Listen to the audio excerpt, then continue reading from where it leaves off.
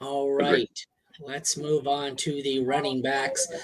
I'm gonna check my sleeper here quickly because I don't believe it's too early in the week for a update here on Walker, but I'm gonna double check anyways. DNP on Monday estimates this makes sense. He's listed as doubtful. Did they play? They play Yeah, they play Thursday. Thursday. Okay, so he's gonna be out. Yeah, he's not. Which means if you need a running back, he's your league winner. Um, my, I don't know. What are your thoughts here? I guess we'll start with him before we get into it with Zach Charbonnet, because like if you need to win this week, he's what are we week 12 now? Week 12.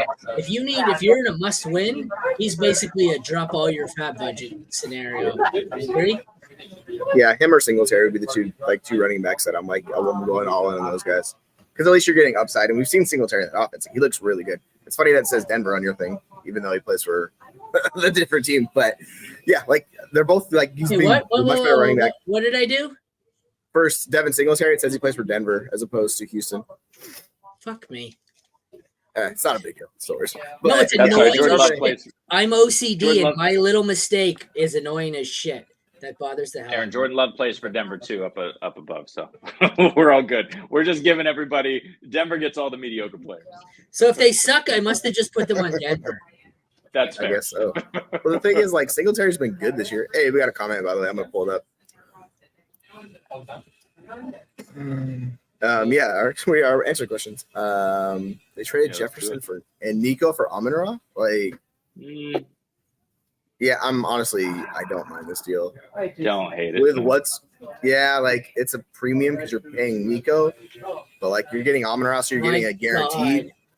Yeah, it's just steep. It's real steep. Like I'd be fine going Jefferson Amon-Ra, like that transition, but like Did anybody catch the Nico that? just seems like that's. I'm heavily medicated here I've had a little bit of cough syrup here because I'm homesick. Did anybody catch that? Look on the screen. I updated it. Oh, Buffalo. Hey, still the wrong team. Hey, he was good in Buffalo one time. We'll just keep it. It's fine. No, we're good. Now it's Houston. I have the app open so I can update these articles on the fly. But yeah, apparently my brain is at half speed, so don't trust me. I'm gonna give no advice today. I'm just gonna let you guys do the talking. But yeah. No, you got it, Jesse. Oh, I was gonna say the nice thing for him is he has Puka and Amon-Ra, and he has two like high-end wide receiver ones. Because particularly with the Cup injury, like I don't expect him to play. He might play or not, but like Puka's just been the better wide receiver in that offense, so he's gonna be high on wide receiver one. You have Amon-Ra, you have Brees, you have Swift, you have the mystery bag that is Pollard, and then you can fire up Devonta Flex and Garrett Wilson when you want to. So it just like helps your team out. I had this Jefferson conversation with a buddy from work who has Jefferson and needs him, and I'm a little fuzzy on the situation. So it was my understanding that if Jefferson didn't play this week, this was week 3, it was his cutoff and he's done for the year. But according to what he found on Twitter, he thinks that they got the cutoff date and he can be benched this week and then he can be played after the bye again. Anybody have any idea? My understanding is there's one more week, especially the way the coaches are talking about it. They're very tongue-in-cheek about, he looks okay. He might be available. So I think they're playing with it, but I'm not sure about it. Okay, so then they can also just activate him and not play him. Like they could have him on the roster, and like they could go that route too. So like if they wanted, if it's like a week or so away, so like they can still get him. My thought was that they gotta play him this week. If they had won on Monday night, or did they play Sunday night? If they had won Sunday night, I think they can afford to wait out another week. But they need to win. So I don't know. That one scares me. I could see going either way. I hated to this is I get it. Like this makes sense why I did the trade because like you're so trying to get into playoffs, you have to make a move. So if you don't have Jefferson this week, right? It's like you got to go get somebody. I think you do have Jefferson this week, though, is what I think. Yeah. I just don't think you wanted to risk it. So like I don't mind it, and he's not playing Nico like with his wide receiver core. That's just the Lions have the Bears. So, and who do the Texans have? Screwed up. Is it still bleeding? Hey, bleed out on your own time, Jesse. We're trying to you go. while Jesse checks that and fights for his life, just a quick point that Aaron made earlier. Aaron gave some good advice in saying that, like, if you need these guys, just drop all your fab. But here's the other thing. Like, if you're trading for guys at this point in the season, you don't have to win the trade. as Jesse and Aaron have said time and time again on this pod and elsewhere, what you have to do is you have to make your team better. And this makes your team better in the short term. You know Amon-Ra is good for those points. We know the ball really isn't going anywhere else with Jefferson, Dobbs, and Flux, and who knows what's going on in that offense. And if Minnesota is going to be viable, Jefferson will get his, but how long is it going to take? Amon-Ra makes your team better in the short term. And that's a very good point, because I had this, it's situational too at this point, and sometimes you have to make the worst deal. The example I used was last year in my work league. We got to the last week of the season. I was the number 2 or something. I was clinched. I was in, I had a bye clinched up. So I offered my Dak Prescott, who didn't have a great year last year, for the other guy's Jalen Hurts. And he messaged me and said, "What are you, stupid? Why would I ever take that deal? Jalen Hurts, blah, blah, blah." And I said, "Well, you look, next week, you're in a must-win situation. Jalen Hurts is on bye, and there are no other quarterbacks for you to pick up." And he ended up taking the deal, and I got Jalen Hurts, who I shouldn't have gotten, because I used that in my to my advantage, because another manager was desperate. So if you are in a good position, go take advantage of the situation. If you're in that situation, you got to do what you got to do. You know, Jalen Hurts doesn't do you any good if he's on bye and you miss the playoffs. And I see that. Don't worry about winning the deal. Worry about winning the league. That's bottom line. Yeah. Well, worry about winning the league or the week. You can't get into the playoffs if you don't win the week. So if you don't make the playoffs. Hey guys, I'm 9-1. My team is Tua, CMC, Pollard, Cup, Waddle, and Dell. Bench is Fields, Warren, Charbonnet, Darnold, Keaton, Olave, Deontay. That's pretty deep. Yeah. Should I trade Tua and Olave for ETN or Swift? This is single QB, I'm assuming. I would say maybe Swift. ETN's got a brutal schedule coming up. That's my only concern. I was going to say absolutely not on Swift. I think I hold, because I don't trust Fields. I'd rather have Tua for the playoffs than Fields. Yeah, I mean, I'm not too worried about Fields, honestly. But, like, agree. It depends, because you're buying into another receiver. It's just you have CMC. You just don't have that second wide or running back beside you, Pollard. So it's you could roll. You have Warren Charbonnet, though. Like, I don't think you need to make this deal, honestly. If you wanted to make a deal like this, I would rather give up Fields than Olave. Yeah, I'd target a different running back also. But, like, they have Warren and they have Charbonnet, so they can plug Warren in. He'll give them points. And you get Charbonnet this week. It might not be the best, but, like, you have him with upside, too. So I don't think you need to make this deal for ETN or Swift. Yeah, and I'm also not super concerned about Pollard. I think he's going to be somewhere in the middle of where he's been and what he did this past week. He'll be a serviceable RB2 rest of the way. I think Warren is more usable than you would imagine. Agreed. Too. Yeah, agree. I don't know if I make this deal. I definitely don't give up Tua. I don't know if I make this deal at all. Well, you need to consolidate. Yeah. You got too much on the bench here. If you can give up, if someone's high on Keaton, if someone's high on Deontay, JSN at this point, just consolidate and make a move and upgrade. I'm not trading, depending on when your trade deadline is. Excuse me, I'm done. I don't think I trade Deontay yet. I want to see what Deontay does in his first week without Matt Canada, and then maybe try and sell high.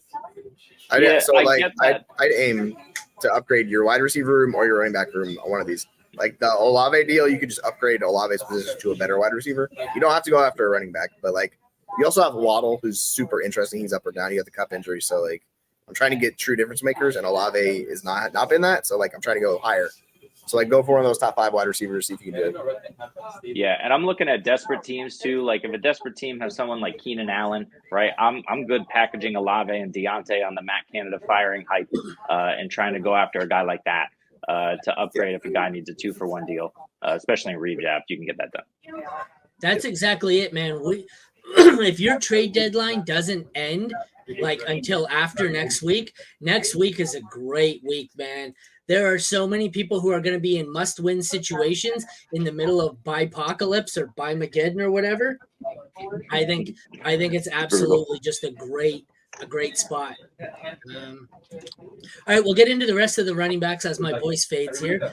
In the shallow leagues, we have Devin Singletary and Jalen Warren, both about to hit the top range here and be out of the shallow options. They're both 78, 79%. Zach Charbonnet is only at 51%. He's going to be the hottest waiver out of the week. That will change. Darrell Henderson, Keaton Mitchell, who's still only at 58. Ty Chandler, who I actually prefer Okay, ignoring Singletary and Warren because I think they're way owned. I think besides Charbonnet, I prefer Chandler over anyone else. Then we have Tajay Spears, and you get to Hail Mary territory here is Latavius Murray, Chris Rodriguez, Royce Freeman, Jeff Wilson, Ty Johnson, Salvin Ahmed, Dearness Johnson, and Rico Dowdle. I think as scary as it is, the best dart throw here is Royce Freeman. That's horrifying. Thoughts? Yeah, I'm with you on that one with Royce. Like, it's just they're bringing back Kyron. Like, it's just really tough. Like, Kyron's gonna be the RB1 there, so it's gonna hurt both those guys. But yeah, like, I mean, if he's injured and it works out, yeah, I get you. But realistically, that bottom range is it's tough, man. Like, it's a hard path for every single one of those guys. Dottle probably has the easiest path because all he needs is really a Pollard injury, and then he steps right into it. The other guys, it's really crowded. Like, I mean, Ty Chandler, kind of, sort of, but Madison's still playing, so it's just up and down. But yeah, if you can get one of those clear-cut guys in the top three, like Charbonnet, Singletary, or Warren, then absolutely, like, just drop everything you can to get one of those guys because they can be a true difference maker for you. And like that's the league winner. That's what we're chasing. Yeah, I mean, the thing with Chandler is he got a lot more run last week, but Alexander Madison still got 18 carries, and though he didn't find the end zone, he put together 81 yards on those, and he was running with some sort of fire.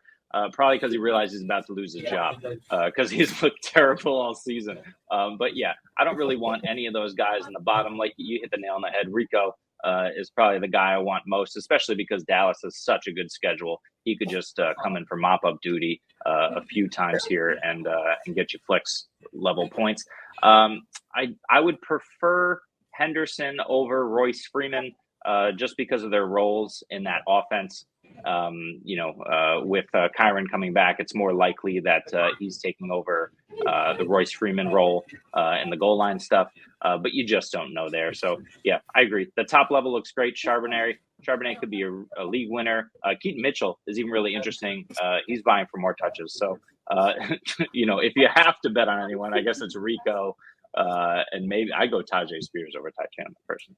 Yeah, it sucks with Henry. Like I wish they would have traded Henry to make so much more sense. Oh yeah. Also, this is George's follow-up question. He said, should we be worried about Warren with Canada being fired? And I'm like, I mean, the interesting thing is like Warren was limited with the previous offensive coordinator, right? And there was a tweet going around today where it showed the new OC highlighting Najee in college, and I'm like, that's not the Najee Harris we have here, folks. So don't think that's a one-for-one thing. Like Najee looks actively worse. Warren just looks better, and you just got to trust the talent that the new OC is going to see it, and he's going to give Warren more touches. So I would honestly be more excited than worried because he was capped in the last situation. Yeah, I hear that. I'm the only thing I'd say is like Matt Canada's fired for Ray. But, Kenny Pickett still sucks, right? This offense is still kind of going to be what this offense is. I don't think it's just a Matt Canada problem. But I agree with you. Warren is the guy that you want. Sorry, I was flipping things around. It keeps annoying me. Jeremy gets no screen time here because every time we put up a question, it covers your entire phone. I'm going to put it up. We'll read it, and then I'll take it down. Since I'm in playoffs, should I give up Cooper Kupp right before the deadline or wait it out? That depends what you can get for him. Also, where are you at in playoff situation? Yeah. Are you like gonna be locked in playoffs, or are you like fighting for playoffs? If you're locked in, just fighting wait for playoffs. Yeah. If you're fighting for playoffs, I'm trading them away. I'll take what I can get. Like I'm just gonna because like you need that production, right? So like this is the team build that we're talking about. So here's the question: is like who would you be willing to give up if you're getting Cooper Kupp at this point? Yeah, like Devontae Smith, take him. Like, you know what I'm saying? Yeah. Like it's that range of player. Like, I don't think you may be able to get maybe Devontae. Somebody's still worried about that. Like it's gonna be like a wide receiver 2 type guy. You could try and go. Good luck. You can't get Tank Dell anymore. It's like so it's just you could try, but it's not gonna happen. So Jaden I don't know. It's a tough situation.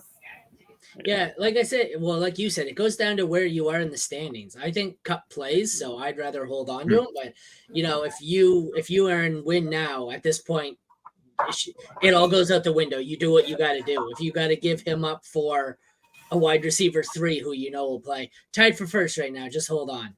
Yeah, I think it's a low ankle as well. So not. I'm not taking Nico Collins for him. Yeah, I was gonna say if you could get one of these like running backs up here, these top tier running backs, like I'd be fine doing that type of deal if you needed a running back. But outside of that, like he said Nico. I'm not willing to do it for Nico. I just hold on to Cooper Kupp. Yeah, like Nico's good, but Cup's definitely a level or two above that. So Yeah, I think I just hurts. But yeah, you're in first. You don't need to make the steal. You can just hold him. Unless you just don't think he's going to play, then obviously trade him. I think he plays he'll this. Be back. Yeah. So, all right. So my favorite ones here, obviously Charbonnet's the prize. Then I like Singletary, Warren, Chandler, Spears. Basically, I don't mind anybody. I don't like Henderson or Mitchell in these two. Other than that, I like 1, 2, 3, 4, 5. I like 5 options here. I don't really want anyone out of that dart throw range unless it's a 1 week Hail Mary option. Thoughts? I'm with you. Yeah, it makes sense. So how are you guys worried about? Because like this, I posted that he's a league winner, Charbonnet, and I got so many responses about his schedule. I was like, dude, I get it. His schedule is not great, but like Walker was still top 10 running back. Like he's going to see volume and he's going to see more passing down work. Like there's a case where it's a good scenario for him. Like, are you guys more worried about him or Singletary? I guess. Let's see. I'm not. Philly, Tennessee. What do you got? Pittsburgh. Philly, Tennessee, Pittsburgh. That's not for who? For Charbonnet? It's not terrible. No, that's Warren's. Charbonnet's got San Francisco, Dallas, San Francisco, Philly, what? Philadelphia. That is rough. That's Charbonnet's schedule. It's brutal. It's rough. Yeah. Tennessee, Pittsburgh to round it out. So yeah, it's all tough matchups. No, I read 15, 16, 17. It's Philly, Tennessee, Pittsburgh. Oh, you read the next two. Oh, I thought you said playoff schedule. That's why I skipped San Fran, Dallas, San Fran. Oh yeah, I got you. Yeah. It's a concern, especially with Walker. I mean, there's nothing definitive right now, right? And also Pete Carroll said that Kenny Mack is the RB1 to the front. Yeah, I was like, dude.